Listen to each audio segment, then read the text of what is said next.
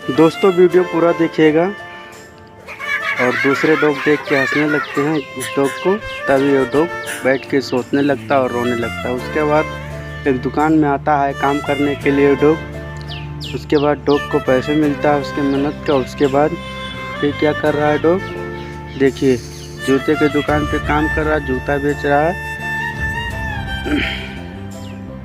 उसके बाद देखिए साफ सफाई कर रहा है डॉग।